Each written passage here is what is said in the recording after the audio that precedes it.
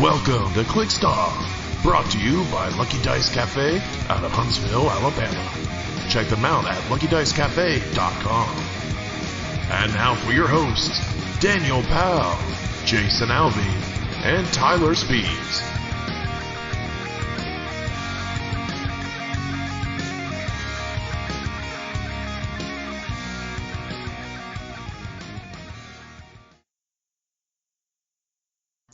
Hey everybody, welcome to Clixed Off today. This is your host Daniel Powell speaking. Just want to let everyone know that Clixed Off is brought to you by TrollandToad.com, the world's largest Heroclix retailer.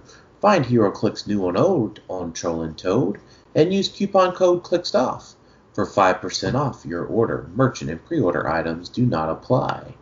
And my only co-host tonight is the esteemed Alex Cruzz.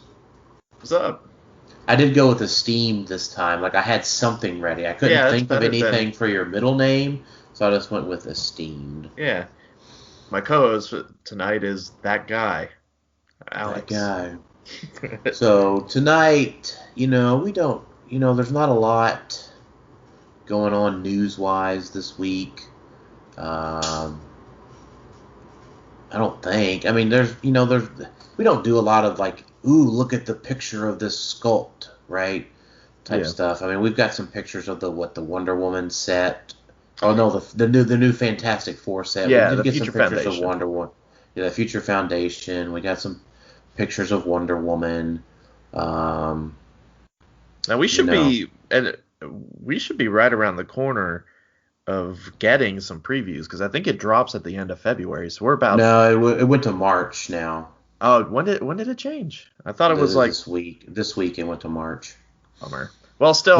But we should still be getting some previews soon, I would think. And I'm sitting here. I'm sitting here looking at a. Oh well, I may have just broken it. Never mind. A Waldo figure. Ooh, I did just break it. I'm gonna have to glue it. That dial is fused together slightly. It's like the plastic didn't separate. I'm gonna have to get like an X-Acto knife, fix it. But you want to talk about a sculpt? Now that we're talking about sculpts, and this is a really big digression, but Waldo's sculpt is amazing. Like it's very detailed for a little robot dude. Yeah, it's a bummer. I literally just broke it though. Anyway, but yeah, I mean, I don't know, like. There's been a ton of discussion on Facebook about the sculpts and stuff, and is it bad to say that, like, it doesn't just bother me? That's why we haven't talked about it? Like, it just doesn't bother me?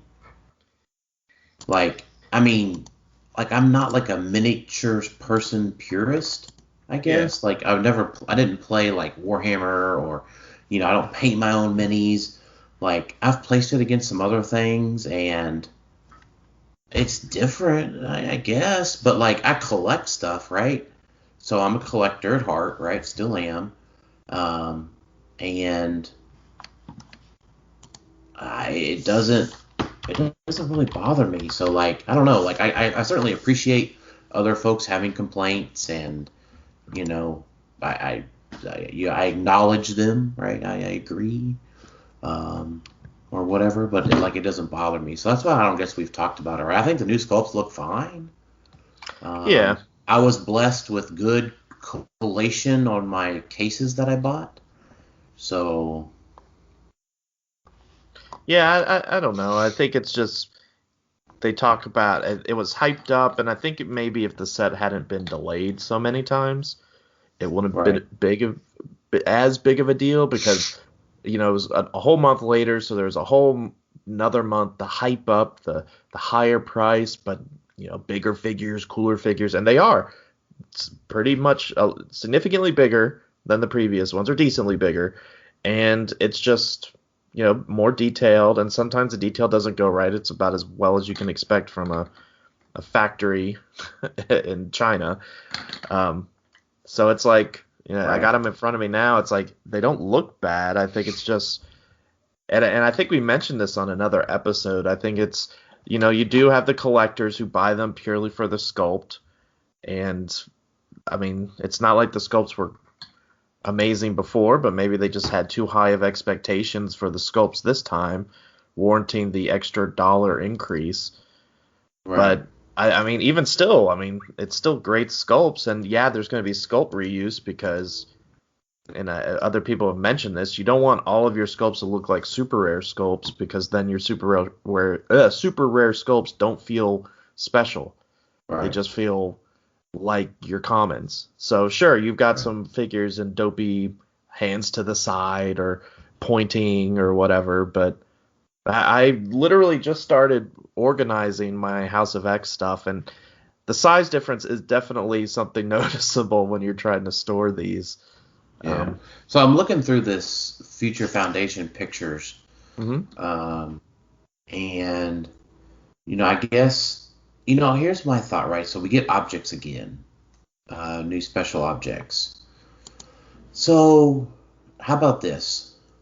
I think I'm ready to be wowed by a special object again. I am tempering my expectations because I am expecting some repeats. It wouldn't surprise me if we got some special objects that are similar to the gems. Because Well, no. So I think that's what I'm okay with, right? Like I think like I'm just looking here, like the emotional modifier. yeah. I mean, maybe, like, that sentence sounds like, gives you shape change or turns off battle fury or gives them battle fury or, and then there's the alchemist fire, right? So, like, maybe prob, maybe perplex, maybe, like, pinsai or maybe some sort of four-range grenade throw type effect. Yeah. And then there's the one that we couldn't see, maybe like the platform or something, I think, is the other one. Mm-hmm. And like, hopefully it's more than just like a Krakoa portal, but if it's a Krakoa portal, like maybe it's better. Or maybe, hopefully it's not just TK, right? Right. Maybe it's free 10 range TK. That would be cool, right? Like, Yeah. I want something that feels like Mjolnir again. Yeah, I mean, it's insane how many special objects we currently have in the game. But they all We have a feel lot. very like utility, right? There's no special traits. There's no. You get what I'm saying? Like Mjolnir had a special ability, right? Use close attacks at range, Mm-hmm. or with your range, right? Or like the PIM particles, right? You changed your size, or Frognir changed your size. What else am I thinking of? Like, was really cool. Like the symbiotes, right? They're all very useful. The spin ring, the reality gem. They're all just kind of standard power sets, right? I want to see something unique in this set. All the gems had that extra 10 and that you roll a 10. But that was based on dice rolls and that sort of thing. I get that. It's like add a little bit of spice, right? I want to see something hot. I guess it's just they realize that the game is not trending towards higher point special objects. So in order to keep because all the gems give you a stat bump, powers, and that extra thing. So It's not like they're for 10 points. And even nowadays, 10 points is one of those, well, do we want to spend 10 points or do we want to use a ring instead? Like, it's just we have so many special objects. It's kind of like there's not a lot of uniqueness. Right, but I don't want to see another TK object, right? We've got two, one's possibly retiring, but like, give me something else. If it's going to be TK, give me a cool TK. Well, that's what the spin ring did, though. It gave you TK and the ability to just move one square, which turned cooler for free.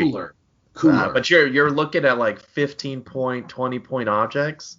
No, 10 less, cooler, more point efficient, right? More. So your avenue is you're saying we need a better power creep on these objects. You want to see the power creep go up. Right. I mean, I guess it's just insatiableness at this point, right? To where I just want to see more point efficiency and more power creep, right? Yeah, and I wouldn't be, once again, I wouldn't be surprised if we got some sort of repeats or something similar to the gems, because if COVID hadn't happened, we would know for sure that all the gems are retiring this year. So, well, should be retiring based off of the new standard that WizKids set. So, wouldn't surprise me if there was some like replacement objects to like, hey, we're losing the reality gem or we're losing the soul gem. So let's have a new object that, allows you to steal energy from range or something, I'm with you. Wouldn't surprise me. But we're getting Wonder Woman objects too, aren't we? I think so, yeah. So it's like it's going to be crazy how many little figures or objects you're going to have to keep a hold of. Yeah. Well, so I'll say this. So, I mean, typically we don't do a lot of speculation, right? Because we know that our speculation or wish list doesn't actually affect reality. Unlike the reality gem. Well, let me ask you something general. Like, Sure. as just a general player, are you excited about Future Foundation? If you want me to answer first, to give you a little bit of time, I don't know how I feel about Future Foundation. Like, I guess I'm excited about a little bit more Fantastic Four, but, like, there's nothing wowing me just from like, I don't know enough about the Future Foundation to be like, oh, yeah, there's these amazing characters in the Future Foundation. Like, to me, it just feels like a set with objects. And I don't know enough about, I guess we don't know enough about the whole sidekick mechanic that they're adding, right? Because there's a new mechanic or a new set mechanic with sidekicks and heroes or something. Isn't that a thing? Or yes, yeah, that's one of the new things. But is that's in Wonder Woman, right? Or is that in Future Foundation? I thought it was Future Foundation. Yeah, it is, right? Because it was in the Game Trade magazine version of it. Yeah, so there's sidekicks, like sidekick number 10 Leech or something. It's like, yeah, it's gonna be interesting. So I guess maybe the short answer there is we get to rank sidekicks into tiers coming up next set. I'm interested to see, do you think we'll reach a point, and I know this is speculation, but are we going to get to a point to where we're almost having too many little mechanics? I doubt it, man. Because you got the Fantastic Four one from the original, from the last set. You've got the Carnage stuff. Like, each set, it sounds like their planning is each set's going to have its own set mechanic, if you will. So, because we saw that article that they posted, and I guess they took down, I don't know if they ever put it back up, where they were having not overarching mechanics that go between all the sets, but like each set will have its own, like, the sidekicks or the reporter, whatever it was in Carnage, I forget what the term was. Secret identity. Secret identity, yeah. Like, I feel like that's what their plan is going forward, and I love it. It's just I wonder if we're going to get to a point where we're like, okay, there's just so much that it's a unique wrinkle to the game. I'm eager to see how it turns out like a year from now when we have a lot of sets. Especially if rotation doesn't happen, that would be insane. Right. We'll see. Right. I mean, yeah. I know they're probably taking all that under consideration and stuff. Well, maybe. Maybe. It's hard to take COVID in consideration since these sets were planned years in advance, right? Yeah. No, I agree. So you want to hop in and start talking about our Pog? Sure. I love Pogs. Right. So Tyler didn't. Tyler's been busy this week and last week to make a tier maker thing for us, but I appreciate all of our positive response we got on the tier maker, and there's a contest we got up for a Brick of House X. If you want to fill out your tier maker, you can get entered for that. That'll run through the end of the month. But Jade Sanson says, can we get a ranking on the pogs, right? So, you know, it's kind of hard for me to be able to say a full ranking because I think nearly all of them are good. Some are situational, but right. Some are situational, right? So let's talk. So there's not really. So here's my kind of way I wanted to frame this, right? A lot of these things are situational, and I think maybe let's talk about the ones that I don't like. And I think there's the only one that I don't like is the Orcish Soldier. Because, really, well, he's the only one that's not autonomous, right? well, so there's it's hard to say like all of. non-auto- I think all of them are good situationally, right? They're probably all like S tier situationally, right? There's 3 without autonomous, 3 with. Okay, hold on. Maybe. Oh, okay. Sorry. So Yeah, Orcish Soldier, Horticulture, and okay. PhD Apes do not have autonomous. Oh, I see that there. So they're probably the ones that are harder to use then. I mean, because depending on your action, it's just depending on your action economy, right? Well, Orcish Soldier at least has enhancement. That helps. PhD Apes has Perplex, so that's amazing. Well, let's talk about the 3 of them then. How about that, right? So the three. Oh, go ahead. We're gonna separate them and say autonomous and non-autonomous then. That's right. So let's rank the 3 autonomous ones, right? So I'm sorry, the 3 non-autonomous ones. Let's start with those because I think that those are probably a little bit less useful. Oh, okay. In general, right? I mean, overarching, right? I mean, any of these things can be very game-changing in an instant, right? But we're kind of providing an overall opinion, I think, an overarching opinion, right? So I wouldn't be opposed to just ranking them 6 to 1, like, because I think that's too hard. Because, well, I mean, we'll say in a general sense, like, okay, because there are situations that maybe the support is more useful than others. Like if you're playing a don't die team that can't heal, obviously the support is no good. But you know, it's situation like across most teams, 1 through 6, how do these benefit? Yeah, all right. So that's fine. So do you think that the non-autonomous ones earn anything higher than a 4? Maybe. I have one of the autonomous ones I think is number 6, the worst. Okay. Well, I want to hear which one you think is the worst. I think Phobos Armor is the worst. Doesn't have a move and attack. Outwit is fine. Okay. But we have a lot of Power Cosmic and a lot of non-outwit things lately. But the things that are Krakoan, I will make that a verb, Krakoan, aren't necessarily Power Cosmic. Right, I get that. But except APOC, right? If he had a move and attack or just sidestep or something, I'd be more on board. But he has what? Force Blast and Energy Explosion? I just don't think that he can be the bottom. I mean, because he's got double target outwit, right? So I think that the only thing here for me is that Phobos Armor. I'm sorry, no. I'm gonna take that back. PhD Apes might take the 3rd spot from this guy versus the 4th spot. Because anything that's passive like that is just too powerful to ignore. And Force Blast Energy Explosion, if you talk about being able to, I think one of the most powerful co-winners is APOC. So let me preface this real quick.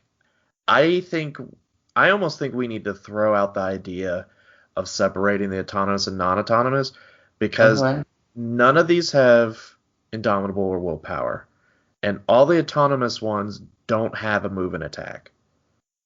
So you're Okay. gonna have to wait a turn or know that you're just gonna kill him. Well, so I think a lot of things happen within their range, right? So So where do they generate, right? Let me just clarify that while we're talking.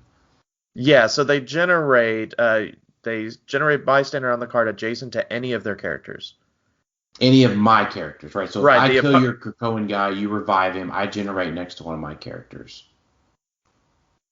So I had to KO your character. So I had to KO the character. I have a character close enough to one of yours to KO because I KO'd it. Mm-hmm. So I'm probably within 6, maybe 7. That's possible. Maybe like Punisher War Machines, within 8, something like that. Yeah, I mean, I just don't know if autonomous for me. I mean, I guess I get it because you could be at 3 actions and your third action kills the Krakoan revival person, and you're like, haha, I can pop out a Coven guy or something, Coven Akaba, or something like that. But I don't know. This is tricky for me because they're all good. It's just for me, Phobos just feels like the worst because I don't feel like I energy explode a lot. Well, so I think with APOC, you have to consider the energy explosion is very very useful for being able to chase APOC. I suppose so. So I guess you're right. I would agree that he's probably 6th, unless it's against APOC, then he's very high up in the consideration. Yeah, but Chase APOC has invulnerability and stuff, so... No, it's on his stop clip, right? So you're going to have to... just talking about if you're going in for the final kill sort of thing. Right, no, his stop click has invulnerability mastermind. Oh, well, then never mind then. He's probably pretty low then. Yeah, I just don't find myself... I mean, sure, double target energy explode is great, but outwit... I just feel like compared to all the other pogs on here, it just doesn't bring enough. The only one I think is close is maybe the horticulture, and that's only if you just don't have a team that could be supported, if that makes sense. Like, if his support is just a waste... Right. So, I mean, I think that at least Phobos I think horticulture for me is going to be 6 regardless. I think there's least amount of situations that you could use horticulture. Yeah, if he was a flyer or something, then maybe where you could like sidestep carry stuff around. But I feel like I'm comfortable if you want to put horticulture at 6. I'm okay with horticulture at 6, Phobos at 5, because there probably is outwit situations, but especially like you said with the X-Men. But I don't know. I don't like Phobos armor. Like, I feel like the top 4 I have more uses for. So I think number 3 is probably going to be the more interesting discussion. Okay, so we're thinking horticulture at 6 and the outwit guy at 5. Right. Okay, fair enough. So let's see here. And I will say this. I mean, we're talking about these, but that horticulture is someone you do need to keep in mind of if you're playing a Krakoan revival team and you're going against a big dude. Like, if you're going against Omega or something that can heal, and Omega kills one of your people, and they probably have another action because there's not a lot of people to throw actions at on an Omega team. So I might bring in horticulture and be like, all right, horticulture, you just got to roll a 4 to heal up Omega with support. Right. Sure, I'm game with that. The thing is like, we're talking about like, you're at the Brazilian steakhouse and it's like, which piece of delicious meat do you want here? Exactly. It just depends on how much meat you've already gotten, right? Right. I think what I mean and is you've been to Brazilian steakhouse, right, Alex? Yeah, we have a okay. Oh, I forget the name of it, but it's we have one here.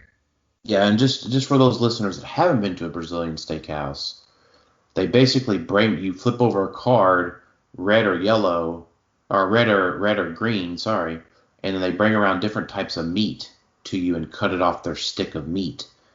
It's fantastic. There's steak, there's pork, there's chicken, there's bacon wrapped chicken. It's a gluttonous affair.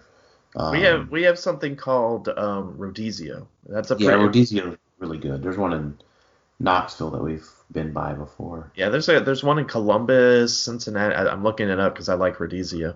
And they have they literally just come over with a stick that has meat on it, and they have like a little salad bar, but the salad bar has like the salad bar is potatoes. The salad bar is designed to fill you up so you don't eat as much meat. Yeah, and then they always bring over like a little piece of pineapple or something that's real good, and it's quite expensive, but it's a place you would want to go on lunch because dinner time it's way more expensive, or like a nice date. It is not a and that's probably good for us gluttons a little bit. If it was cheap, goodness knows. Yeah. I would be huge by eating that. Well, I'm trying not to be so. I know we're sidetracking here a bunch, but I'm trying not to be so gluttonous. I'm down about 18 pounds since Christmas. Nice. Congrats.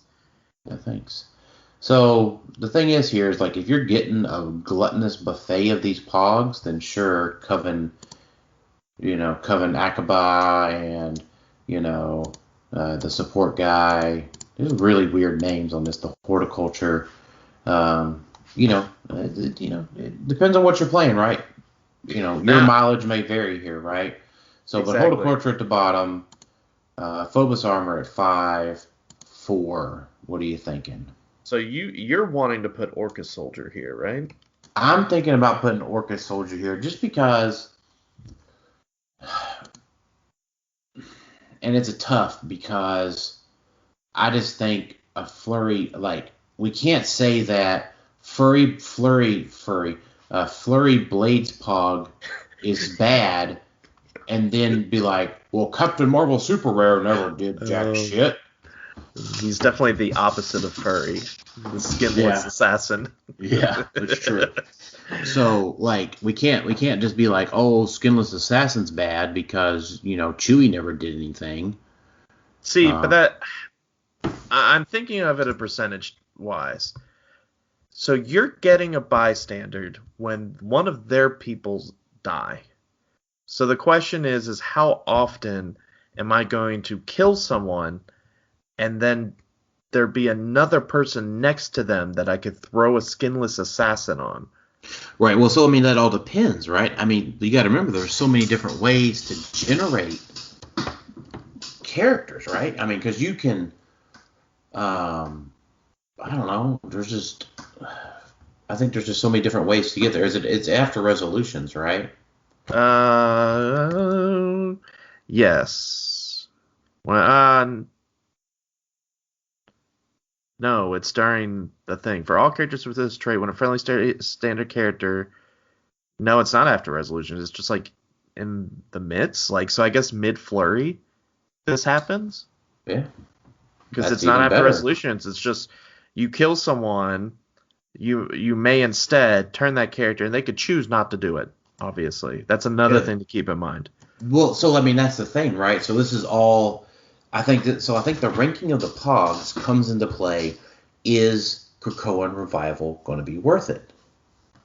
So, if you talk about, Punisher War Machine going out, nuking a Wolverine, do you Krakoa him for him to just use his free attack on 2 tokens to nuke that Wolverine again?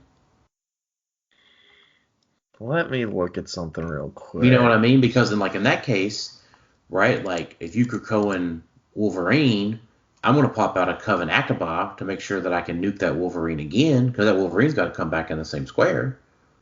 All right. I will say this. I'm fine with Orca Soldier at 4. I agree. Yeah. I am almost now thinking of putting Skinless Assassin at number 1, but... Spoiler. That was a tough one, right? Well, I have a reasoning behind it, but we can get to that if we want to talk about Coven and PhD Apes first. Yeah, so I think 3 is PhD Apes, right? Just Perplex, right? Even though he's not autonomous, PhDH with Perplex. And then we have Coven also because it is an autonomous barrier that helps a lot. Oh, autonomous barrier, stealth, and prob. These are the most costly damage powers some of the most costly defense powers necessarily, right? Because one of them's got barrier, one of them's got defend, one of them's got impervious, right? Mm-hmm. So that are on these pogs across the board. Then perplex, outwit, prob, the three most, I think, heavily costed damage powers. So I think 3 being PHDA just because of the perplex. Nothing wrong with Charge Quake, good stats. And again, that's the other thing. The stats are great on these things too. But Coven Akaba at 2 with Autonomous Barrier and Prob. Yeah, I think the reason Skinless Assassin gets top mark, even though it doesn't have Prob, it doesn't have the support powers. I think the main thing for me is that it's just a lot harder to kill. You can shoot it, but I'm thinking from, if you're going against an X-Men team, they most likely have Dark Phoenixes. And so they're almost hoping that you drop one of these pogs, that you go with Orcus Soldier, go with Horticulture. Man, they would love if you went with Horticulture with a 15 defense. So that way they could retowel on the person who killed your person and also get this pog in the way and then be like, all right, well, I killed another. I know it's not a standard. So, I mean, does it have to be a standard for her? No, not for her to heal. No. Yeah, so it's other things that do that. So, Skinless Assassin, though, she's making a close attack when she's retoweling. So, you get to roll the shape change, and you have a 19 as opposed to everyone else who has a 17 or 18. Right. So, that's better. That's right. You got to remember, too, that also, I mean, I guess that's one of the good benefits for Orcus Soldier is that he does have Psyblast, so he is a Dark Phoenix killer. Yep, if they whiff big time. Like if they whiff the retow is what I mean. No, I mean like if you go out there and you generate an Orcus Soldier, then the Orcus Soldier can then go out another 11 squares and shoot your Dark Phoenix. True. Man, I think it would be hard for me to say I'm going to Krakoan someone. It's definitely tricky. Because these pogs are super insanely powerful. I think Dark Phoenix is the mitigating factor there. If you count on them bringing someone in and your thought is excellent, this is Dark Phoenix fodder for me to just keep healing her up because I could retow and kill a pog and maybe the character that attacked me. And then make a regular attack, and then start feeding the Dark Phoenixes. I think that is a method to where I think it's almost a requirement if you're going to play a Krakoan Revival or a team at least centered around Krakoan Revival. If you're just adding it on for a little flair, like if the figures are good enough and you're like, hey, if I just happen to lose, if you're building a team around like Mother, for example, whom you're okay with dying because she's only 35 points, but you want to bring her back so you can get another KO effect. I think she could be brought back. I'm not sure. That might be something. But if you're building your whole team around Krakoan Revival, I feel like you have to have Dark Phoenixes. Sure. Just so you can heal and make them pay for choosing the wrong pog. On the flip side, though, as if you're building your team just in general for Modern, you need to know, hey, for my team, this is generally going to be the best pog for me, just in general. Yeah. Like, I know there's some situational times where it's like, okay, I used up all my actions. Let me bring in an autonomous. But I think if you do, you bring in the Skinless Assassin, right? Either that or if you're from range, the Coven Akaba is good, too. Yeah. I mean, 18 defense, barrier, prob, precision strike. I mean, golly. Yeah, I mean, it's a Phoenix killer, too. That's right, that's true. If you're out of actions. And you get a backup on the roll. Yeah. So I think there's no Black Widow, plot point stuff happening here, so with this Krakoan stuff, so. Just remember, like, when you're team building and you're going through the exercises and, like, preparing for all these matchups, one of the things you need to know is which pog you're generally going to grab, because you can make the wrong choice and it become Dark Phoenix fodder, and that's what they want. So I feel like that's something to think about. Like for a mega team, my go-to is probably horticulture. Like, because I would love an extra pog that can easily heal and sidestep so I can get him around corners and hide him. He can instantly come to Omega because Omega's probably the one killing something. Yeah. So to me, and especially I would plan that way and say, okay, I'm going to go ahead and push her to deal damage to get a token because I'm going to bring in horticulture because I know I'm going to probably kill this person. You know, it's those type of steps you want to plan for because I think Krakoan is still a good enough mechanic that we'll see it. Right. It may not. It's probably not a major one that we see all the top builds doing, but it's like the Fantastic Four trade, the forming the Fantastic Four. You're gonna see it at an event somewhere. Right. And so then when they use Krakoan Revival, right, your opponent then scores 10 points, right? Well, it starts at 10, and then the second one is 20 additional because it's for every bystander that you do. So wait a minute. So if they Krakoan twice, do you get 20 total points or 30 total points? Your opponent then scores 10 points for every bystander they generated this game via the trait, regardless of source. So first time you Krakoan Revival, they get the points and 10 points because they generated a bystander. Second time, it's 20 points because they generated 2 bystanders this game. Then but that's 20 total points, though, or not 30? No, an additional 20. Because it says your opponent then scores 10 points for every bystander they generated this game. Plus the points of the character. Yep. So if you, like, that's why I'm saying you can't really rely on Krakoan Revival as your main thing. Like, you can't count on throwing out Wolverines and letting them die and bringing back Wolverines because eventually it's similar to Black Widow and bringing out the recruits. Like, eventually those points start adding up. Yeah, I mean, those points are going to matter, right? I don't, 4 attacks doesn't kill a whole team, right? Assuming 2 Wolverine charge flurries. I guess that's maybe why the Cable is such a... Yes.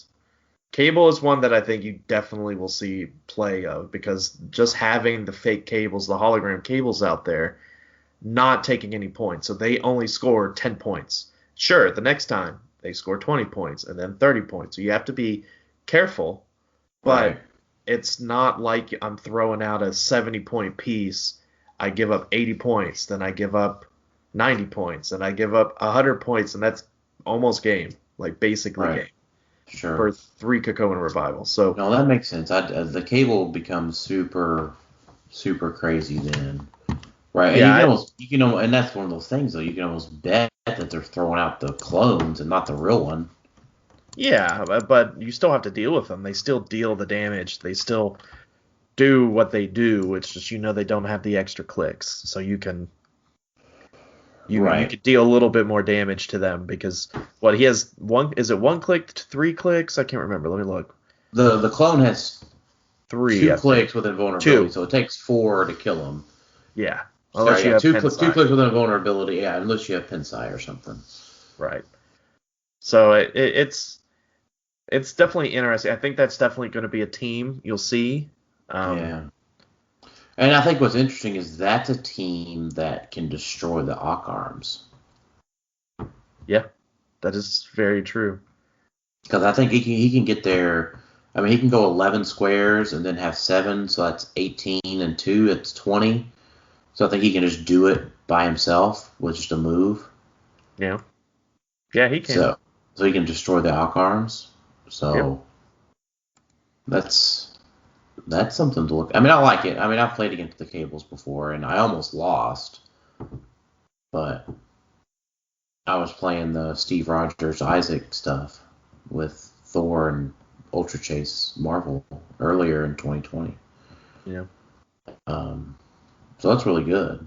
So I think we should just go ahead and give a shout out to McConnell Lamar for being on the Cable train before you could revive the clones.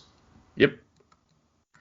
So. And I've been talking with Brandon Chastain about the team. He has a team that uses the Cables and Krakoa and stuff. So I'm really excited to try out the team. It sounds really fun. It's the Cables and Krakoa, and I don't think he uses Maggot. I'm going to use Maggot because he's also good with Krakoa.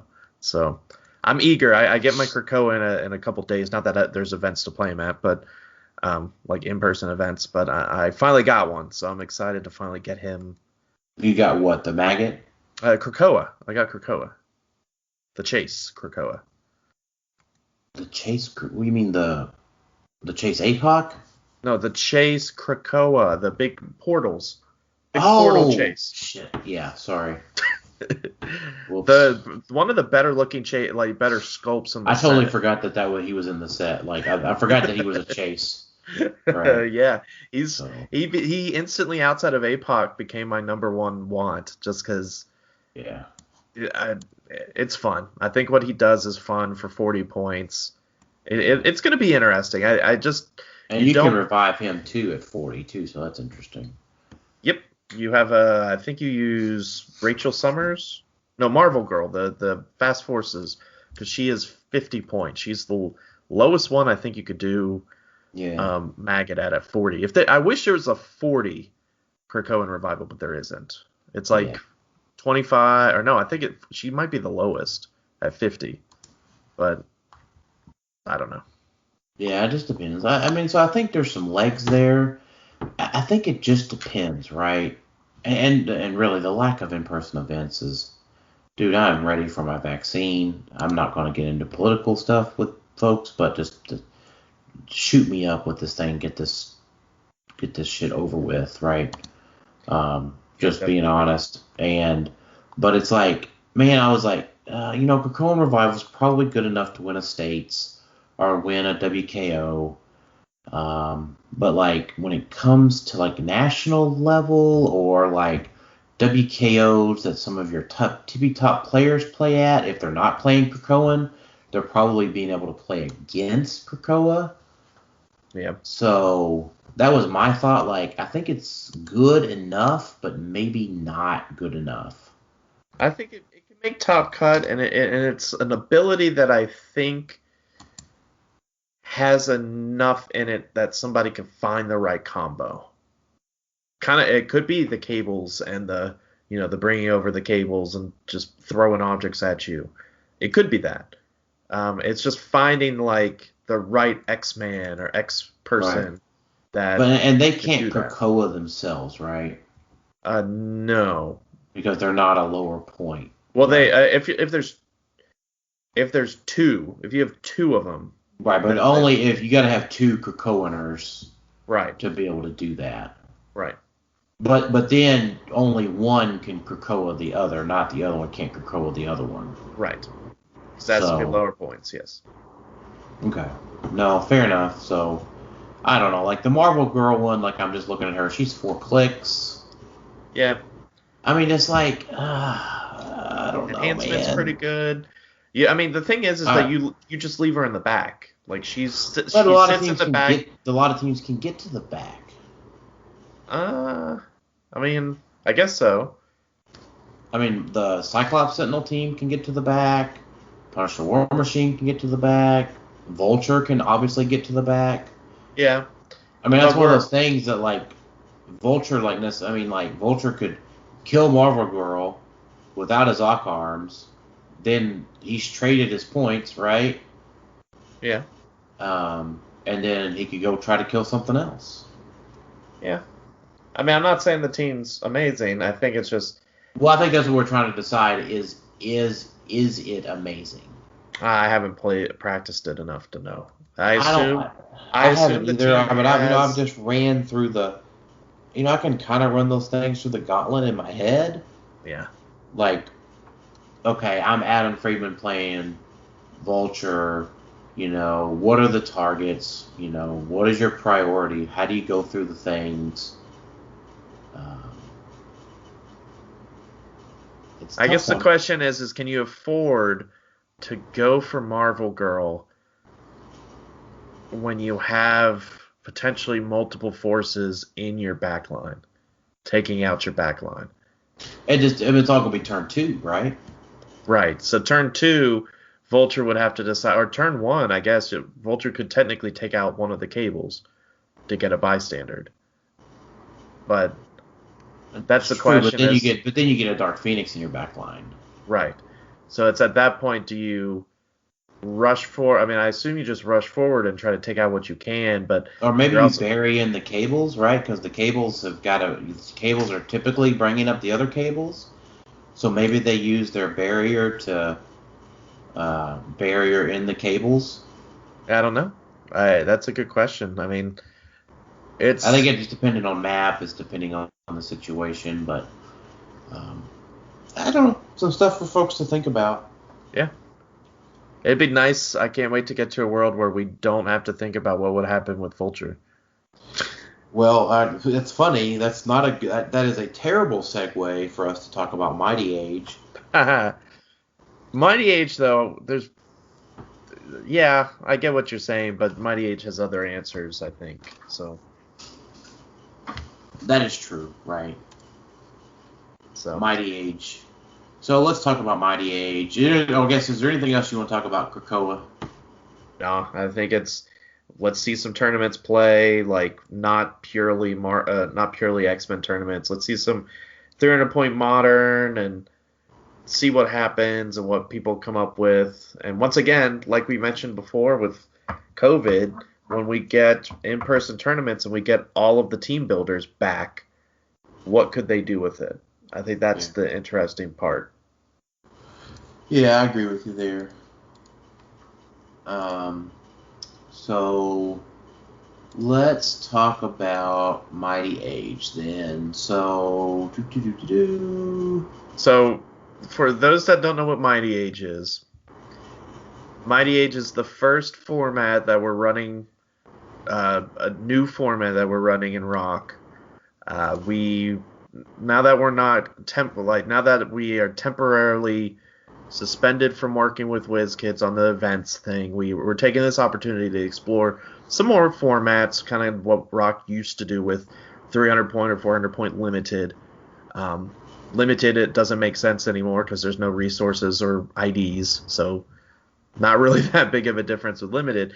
So the idea for a while, and Aaron's the one that really kind of pushed this forward a lot, is the idea of Mighty Age. Starting at the Mighty Thor to current. No IDs, so you don't have to worry about IDs. Sorry, my kid is screaming in the background. So you don't have to worry about IDs. It is mostly just Thor. And now keep in mind, Undead is also legal. Undead technically came out the same time Thor did. Right. The dates are the same. So yes. 8/30/2017. So the Undead Age just doesn't sound as good. So the Mighty Thor sounds better. The Mighty Age sounds better. Yeah, I agree with you. And just a general thought there is that it's someone asked this question, like, what about it, right? And yeah, why Mighty Thor? It's the newest rulebook wording kicking in. So there's no translating power. There's no like black glove demon abuse. There's no bat signal abuse. There's no wording situations on I don't know, any of these other things that some of the older ages have encountered and had sort of negative play experiences around. Right.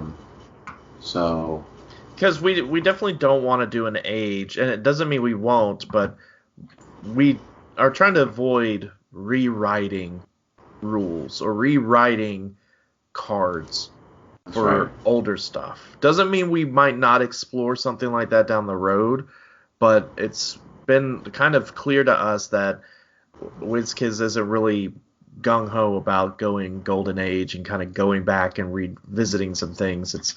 So we're starting with Mighty Age, like you said, because it starts with the newest wordings that we have. That's right. And we figured start there. That way we have the least amount of fixes, because we definitely don't want to start writing out our own like rock erratas or rocka, whatever you want to call them. Right. We really don't want to do that. Not to say, though, we're going to have our own. We have our own. I think it's already posted, but if not, it will be soon. Our own legal list for Mighty Age. So that way you could see what sets are legal, what Connelly's were legal. Also, that was another big one because those aren't really stuck to year. Me and Aaron, I think we're still kind of debating it a little bit, but trying to figure out if we want to go strictly by year or go by release date. Because I know there's some people that are saying, hey, let's go by year so that way we can have the Pim Tank back and some of the other LEs of that year, 2017. Because it's based off of when they were released, not when they retired. So, because the tank. And I think I told Aaron this, and I'm sure you saw it, was I think the easiest thing in general is to just say LEs with the new card wording. Yeah. So that might be a little bit harder to figure out on some of these, but like the Pim Tank obviously is not one of those because it says Pim Particles tanks defense powers can't be countered. Okay, well, can't be countered isn't a new wording for that. That's right. Yeah, I mean, so if I just look in here, I mean, I'm sure it's things that y'all will figure out, like, what is it, like, let's say I'm just looking here from 17, right? That's really the ones in question. Yeah, so for a flashback for those, so 17 was the year after they stopped doing the big summer events. Right. Like we had Civil War the year before in 2016. 2017, they kind of put the kibosh on that, and that's when we had the DC LEs. The Skyscraper Wonder Woman, I think, was one. You had the Mare Droid, I think, was purchasable or winnable. I can't remember. But you had the jets, the two different jets. It wasn't just DC. It was DC and Marvel. The Merc Jet, the Visible Jet. They came out with another, what's his face? The big monkey. Giganto. Titano. The really bad one compared to the other one. The gray one wasn't very good. And then they also came out with Sinestro Colossal. Like, they had come out with a bunch of Colossals that summer. And so if we went by date, I think we figured out that it kind of cuts them in half.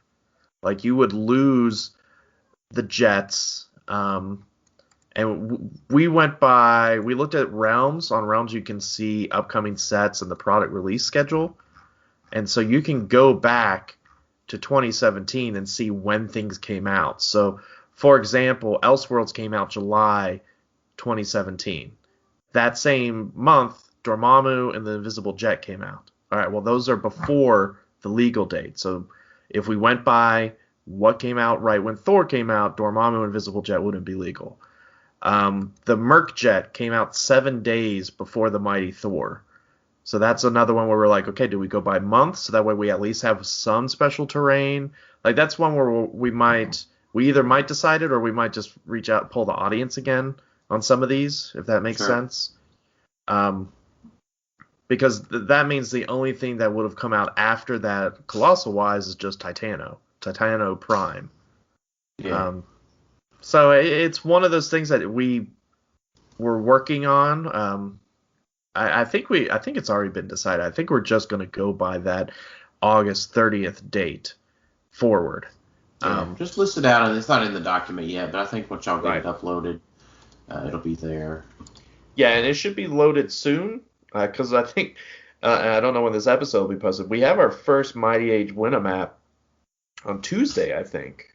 It's our first. I don't know if today's Sunday, so I mean, I don't know. I don't know exactly when I'll have time to put it up during this week. Yeah, so it might be after that date, so hopefully it went well. And if it's before that, join the event. Yeah, exactly.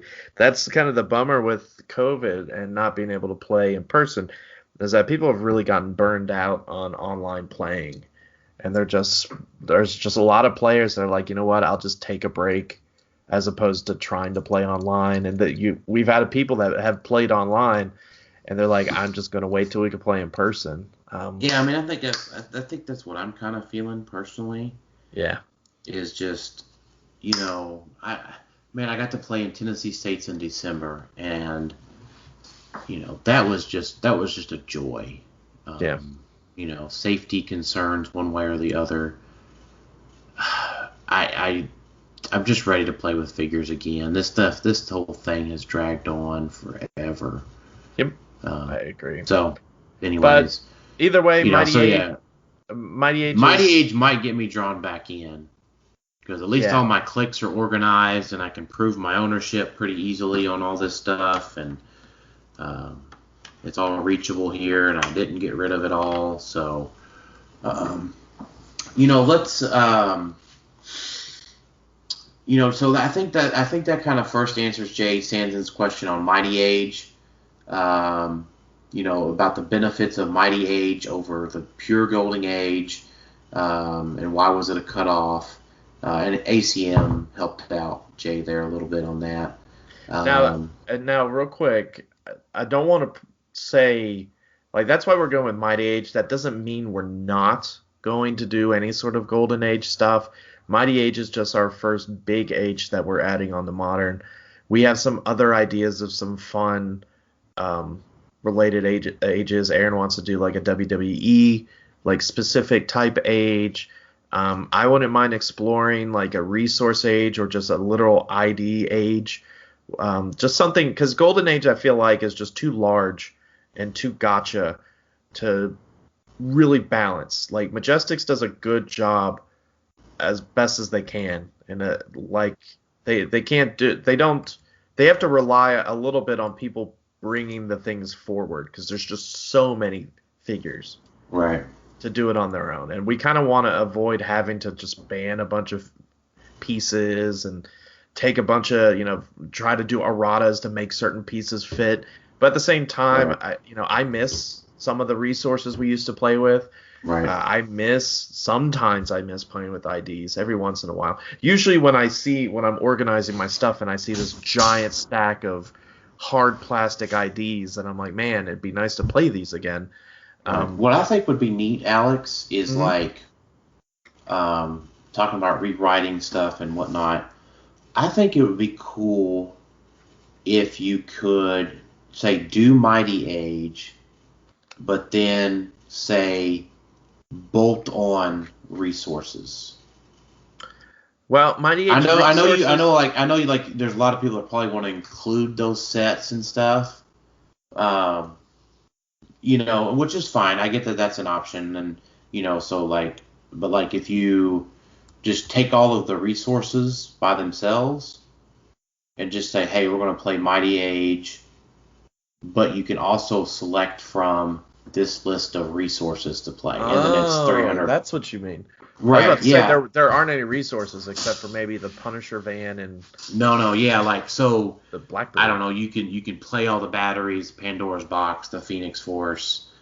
That's interesting. Yeah, so you don't have to deal with a lot of the figures that are inherently causing issues, in those sets, but you can still say play, I don't know, Star Fox with the Phoenix Force.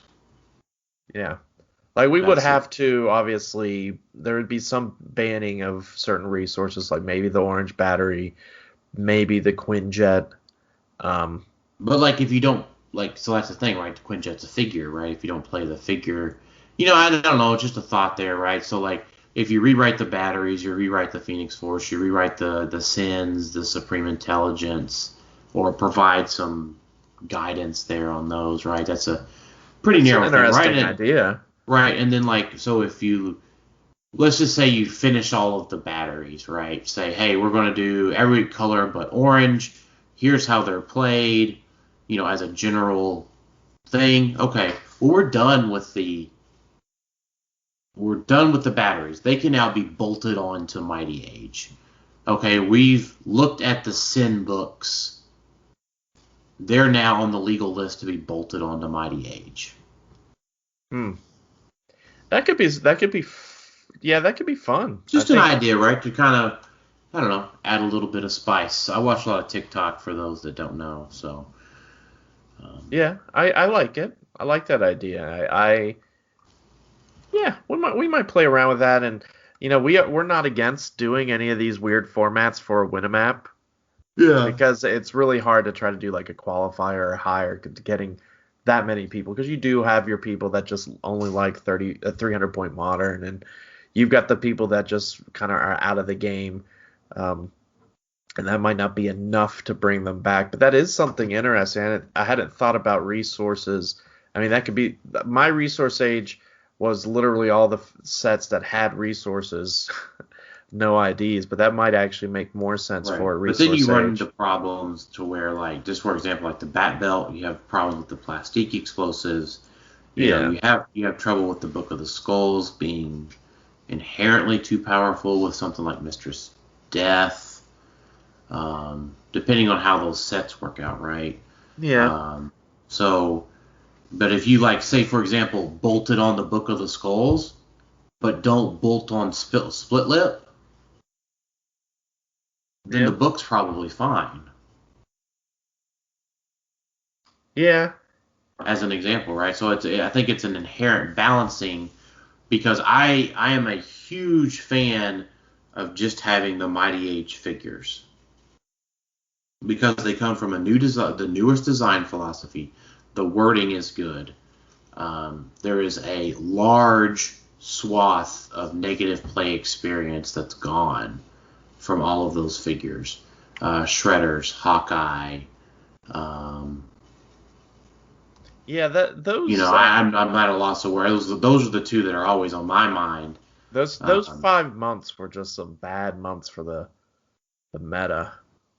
The months where you had TMNT in February of 2017, ADW May, What If 6 June 2017, and then Elseworlds July. That brought you Green Arrow, Hawkeye, Goblin King, and Shredders. Right. Well, Shredders came out. Shredders came out in 16. No, February 2017. Shredders Return. Oh, that's right. So it was just a 5-month span that you got. So, you got Shredders.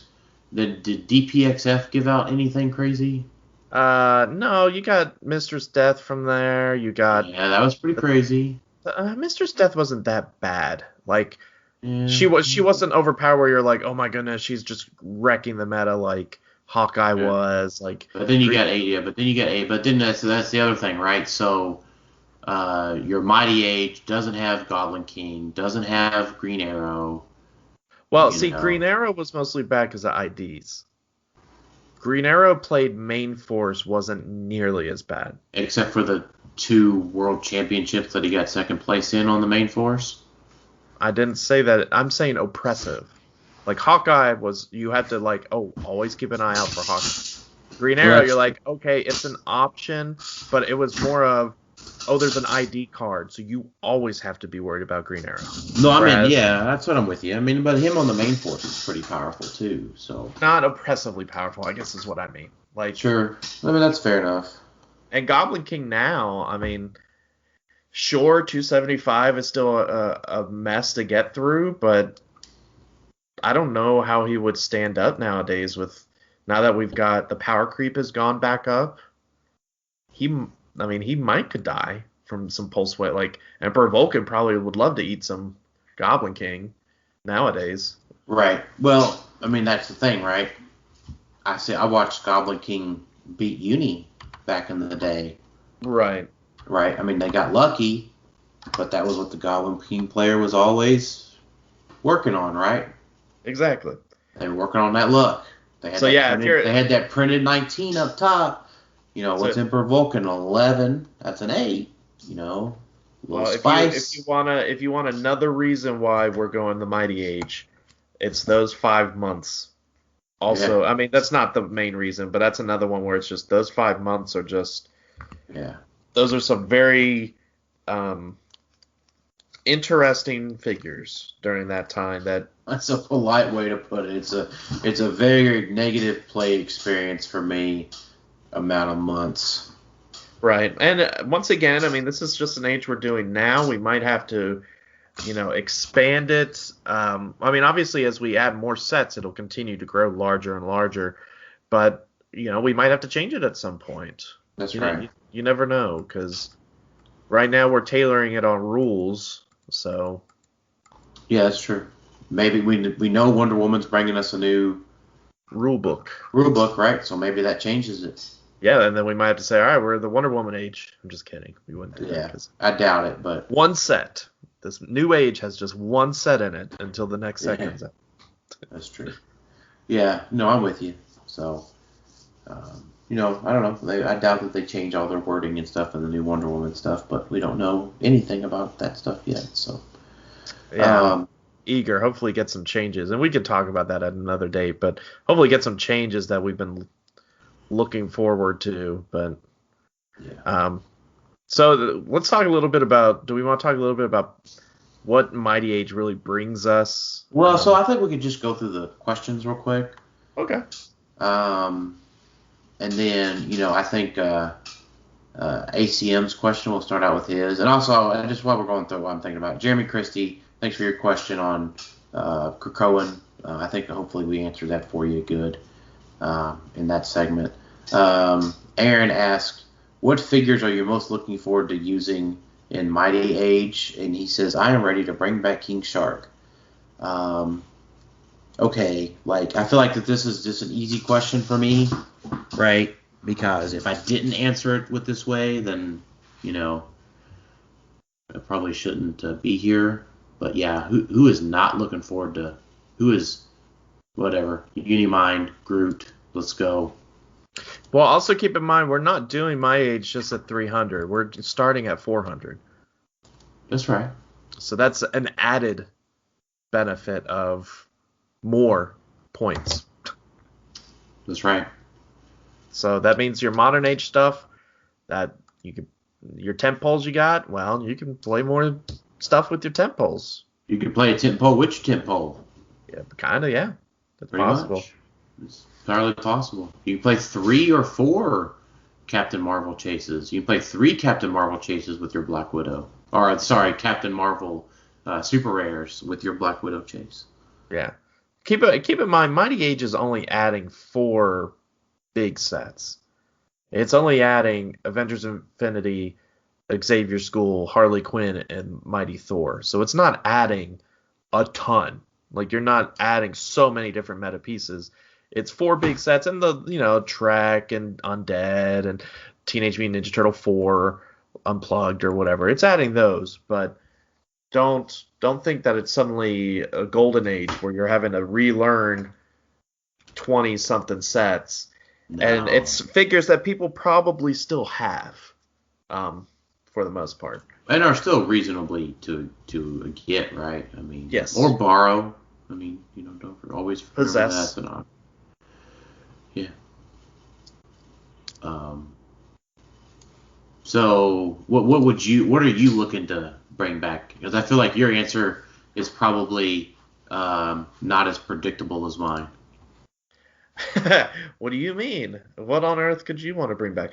The main one I'm probably looking at, I really loved some Foot Elites at the time. Having the Foot Elites back could bring some. I really have to look at what taxis. We got a lot of cheap taxis now. I can make them now Spider-Man family because they have Soldier. So that's kind of neat to have them on a theme team, a name theme team. So having them, a Medusa. Medusa has Ruler, so if I play, 7076 and Pharaoh as my taxi, suddenly I've got a theme team with that. Because Medusa can pop out the hair, sidestep hair dies, and all of them gain a opportunity token. That's why you would do that. Yeah, and so that isn't that big of a cost, because that's 60 points, 50 points, 110, 160 for everything but the Foot Elites, like the Medusa, the 76, and the Pharaoh. Yeah. So maybe some Foot Elites, and then see if there's whatever else I want to tack on, because 400 points is a lot. Sure. But I think if I'm remembering the fond times of these sets outside of Unimind, not much in Avengers Infinity. One thing I'd be interested to see is if any of the cosmic entities make a jump at all, because They didn't before because they were just too many points. But at 400 points, Sure. Infinity at 75 might be worse. Something. Living Tribunal at 150 might be something if you have 250 other points to mess with. Sure. Like that's what I'm eager to see. I'm sure Tyler can't wait for the whales to come back in a limited capacity, or not limited, but just in general. Without you can play 6 whales. Yeah. Well, no, you can play more than that. No, 50 right? points. No, 4, 6, 8 whales, right? Yeah, 8 whales. Yeah. Well. Yep. So there's a lot you can add on. So I think if I was to talk about one, like the Fast Forces Shredder from that set, I love that whole TMNT Force set because you get Mudman, you get the Mouser Pog, but you also get that Fast Forces Shredder, which I don't think that he was ever very good, if at all, during his time in Modern because of ID cards, because of Shredders. And he got that unfortunate end of June release and got retired the same time that Shredders did. Yep. Of course, now we've got, Emperor Vulcan that want to come up and pulse wave him a bunch, which kind of sucks. But he does have Stop and Furbius. Maybe talk about Temp Poles in Mighty Age if it gains a little bit more popularity. Yeah, but I like the Fast Forces Shredder a lot. Yeah, and I think another big piece that'll see play is adding the just dynamite X-Men pieces we got in Xavier's School. Yep. To Krakoan Revival, to everything. Just the Dark Phoenixes. Like, finally having, like, legitimate X-Men retail with the Wolverine teams.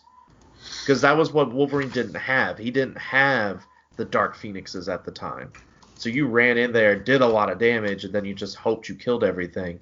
Well, now, if they start going against your Wolverines, you got some Dark Phoenixes chilling in the back. Well, that was definitely a Corona thing, right?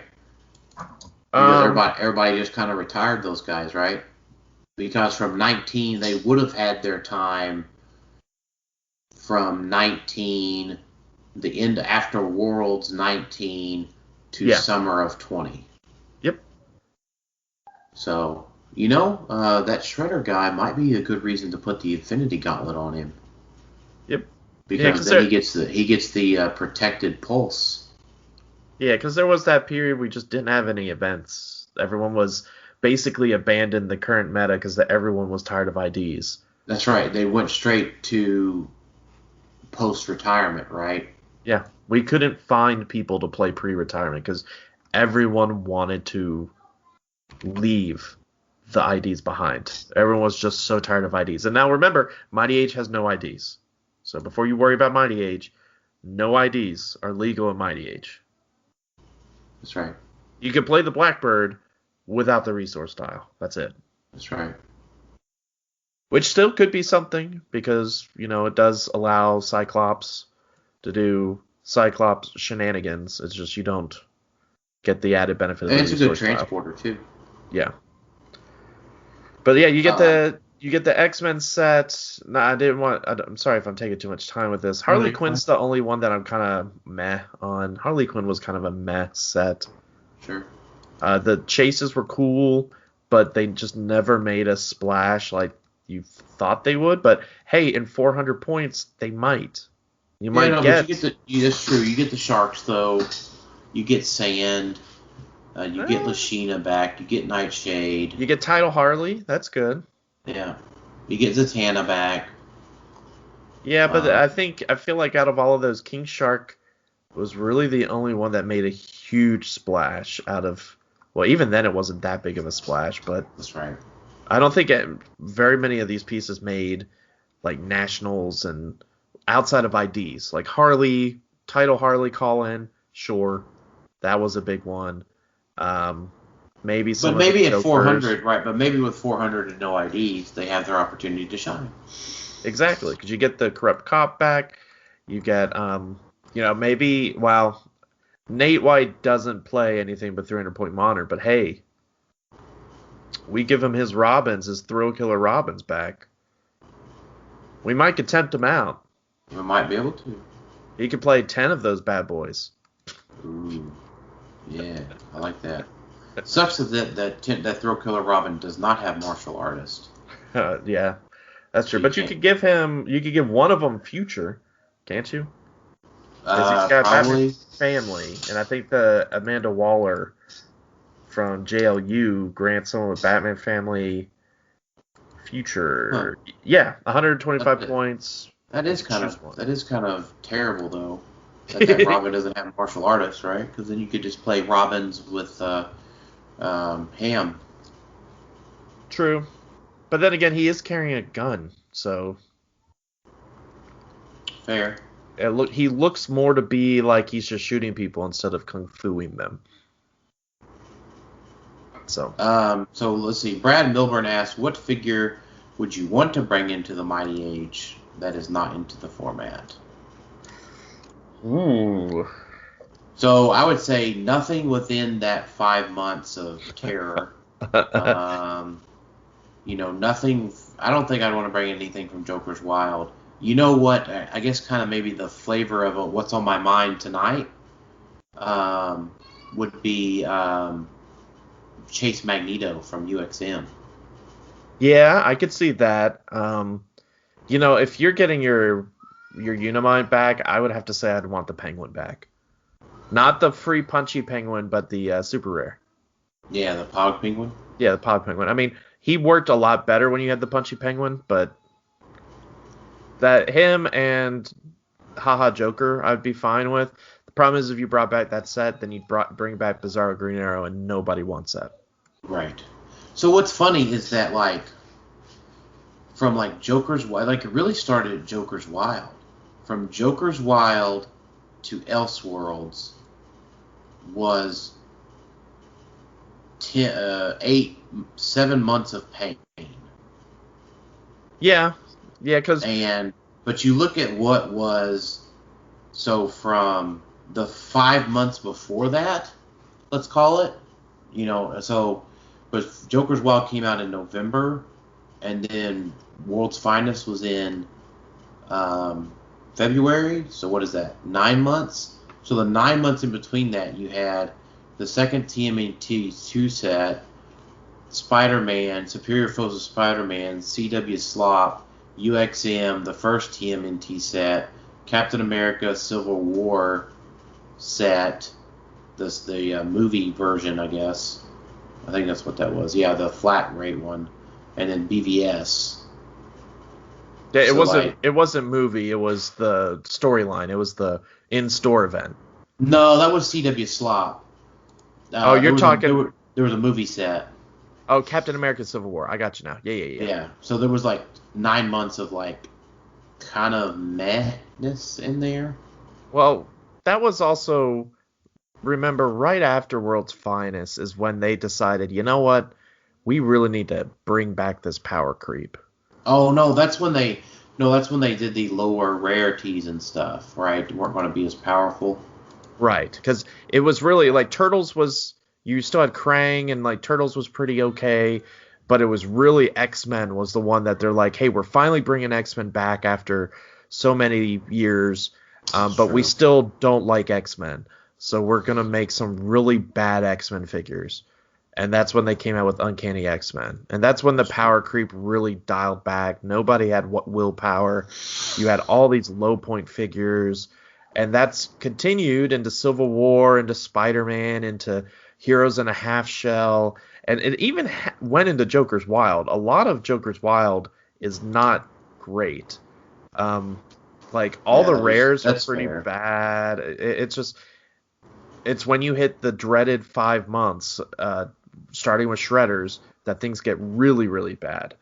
Yeah, man, that's, in past perspective, that was 4 years ago, and, man, it was a little bit different because, man, I was playing hardcore. We were playing a lot at that point. Yeah. But that was some rough stuff. And it's interesting going back and thinking about, the PTSD that you get from certain figures, like Bizarro Green Arrow. For a 50-point figure, he was just a nightmare for a lot of people because until Hawkeye came out, which was 6 months later, because Hawkeye could just on a good day, just eat through them. But he was such a pain that he just made a lot of fun figures not enjoyable anymore. And that was kind of the tirade that they've gone on for those 5 months, and then they kind of eased back a bit. You still have your vultures nowadays that aren't as fun. But Vulture right now is, I would argue, probably the only major piece. What other pieces in there now have a super negative, like, oh, this is just unfun? Well, I think the thing is that at least, unless they change him, which it doesn't look like they will. I mean, Vulture, does stop the theme team war from escalating. I don't know. We'll see. Yeah, we might explore other ages, and we might bring some of those pieces back, or like you said, that resource idea is not terrible, so I kind of like it. So who knows? So Luminati asked, will Goddoom and Mjolnir be a hot combo? I do like that. That's a great combo. So you can use his special turn off everything at range. What's his range? 7? 9? 9? Oh yeah, then I like it. Yeah. Just gotta get to that click, but yeah, I think that the only thing would be there. Actually, his name's Steven.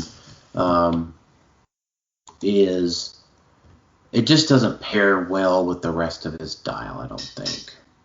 I guess if it's strictly at 100, I think if he had a little bit more consistency in that dial deletion power deletion, whatever you want to call it.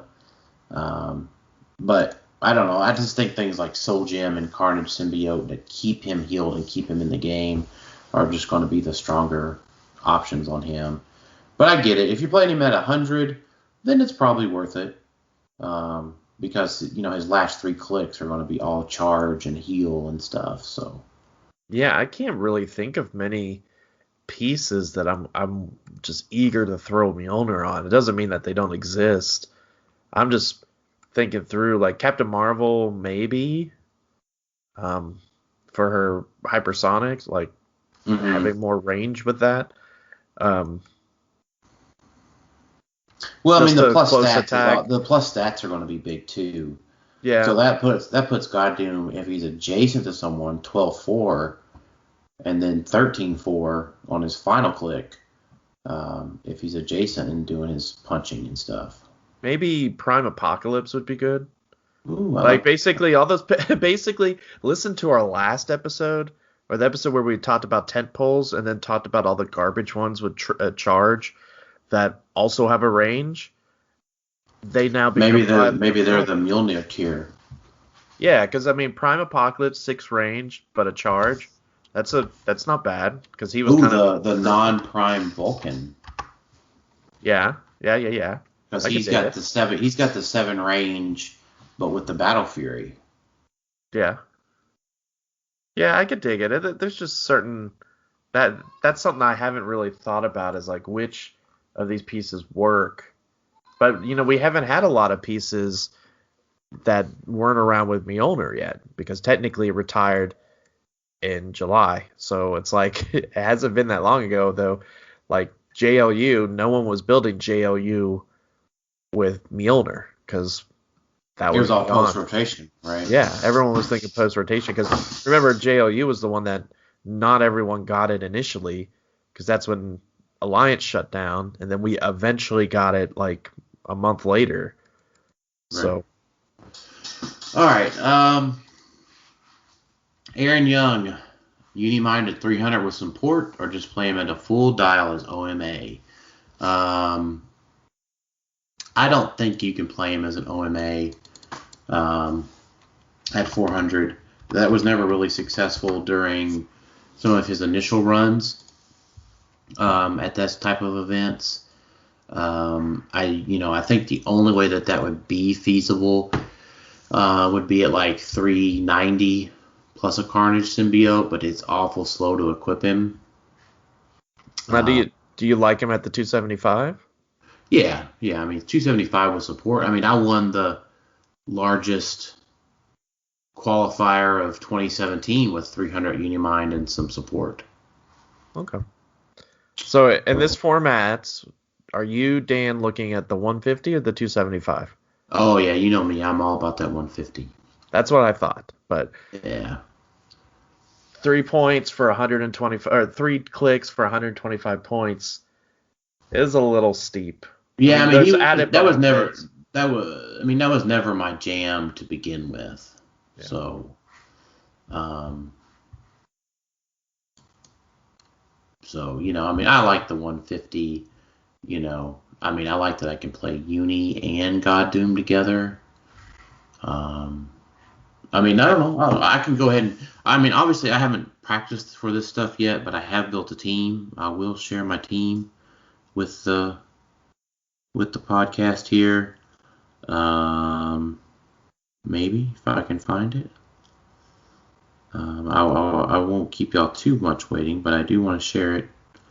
I didn't have it ready. I didn't have it right here in front of me. Maybe I'll just rebuild it here on the fly. Well, one thing to keep in mind with God Doom that makes him better in this format, I guess, is that his stop clicks are on his damage power. Because remember, this format also brings back Surtur. Mm-hmm. And Surtur loves those people with those defensive stop clicks. But he's not so fond of the ones with the damage stop clicks, because he only turns off defensive powers. That's true. So God Doom does make a strong statement in this format, I think, just based on that, because you got to think of Surtur. Surtur's back. He was a big to-do. I'm glad now he's still sitting up on my shelf right now. I never got rid of him, so sure.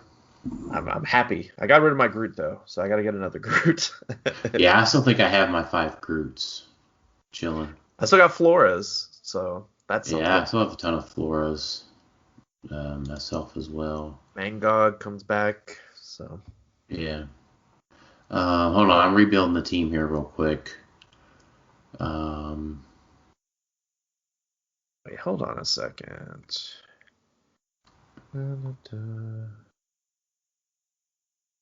So I think I couldn't find my picture. Yeah, okay, here it was. It was.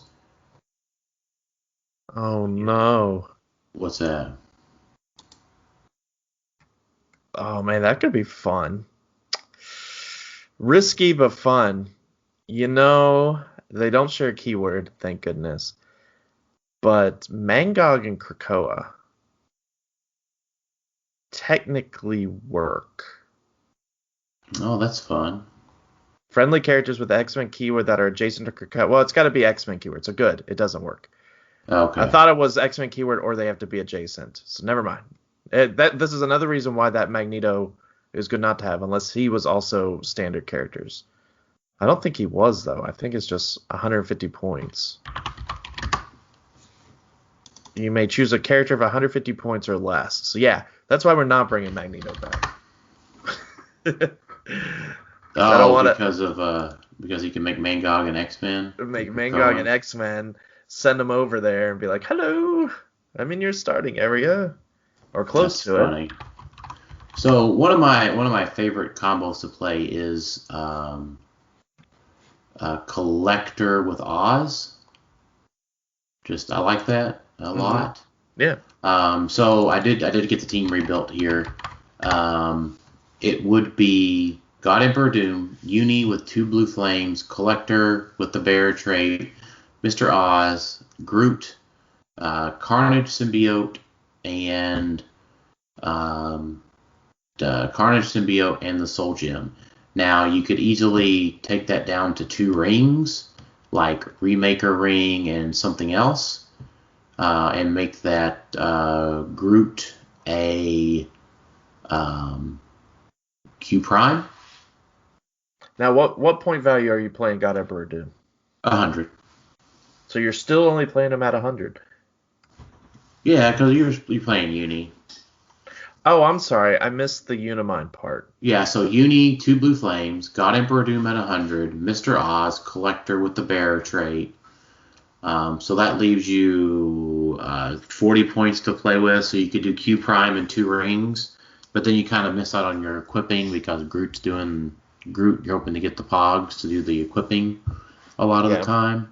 Yeah. But if not, you can just use Collector and Mr. Oz to do the equipping for you with their double TKs, or TK each. But yeah, I mean, Carnage Symbiote gives you the healing on Uni. I just love that capability of healing Uni even more. Yep. So, like, if you do Star Fox and Prime Thanos, you get all the powers, and then you can flurry on the stop click, and then you can heal. So you can get 3 heals out of a flurry, and that puts you back up to almost top dial. Yeah, that's pretty good. Yeah, and then I like the Soul Gem on God Emperor Doom, because what was it we did the other day when we were practicing?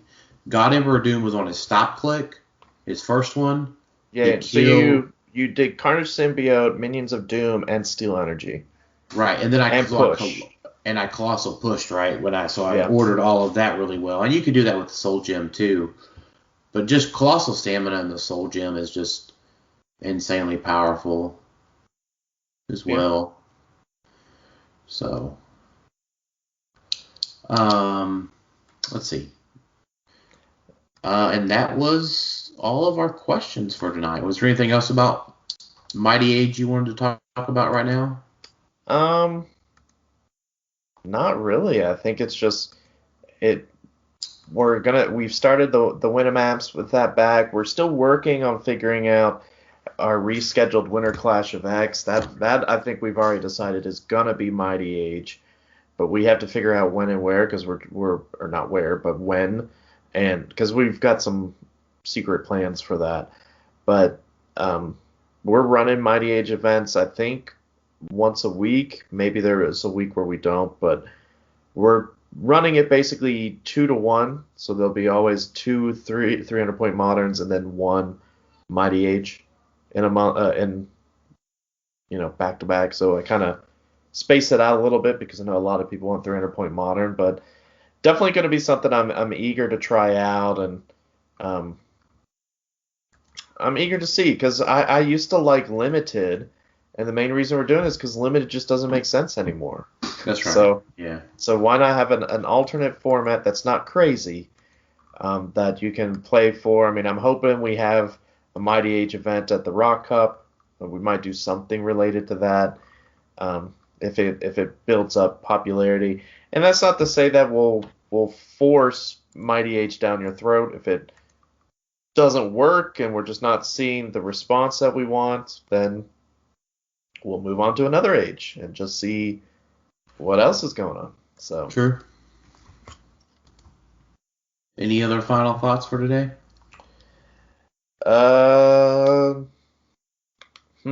No. I'm just hoping people start getting back in the swing of things now that we've got sets coming out again, because it was kind of a decent lag from Carnage to now. It was 3 or 4 months we didn't have a set. So maybe now people will get back in the swing of things with Future Foundation. Maybe stores can open up again, and that'll be fun. Yeah, that'll be nice. Well, thanks everybody for listening to Clixed Off. We appreciate all of y'all. Let us know in the comments if y'all have any questions on this episode. And thanks everybody for listening, and y'all have a great rest of your day.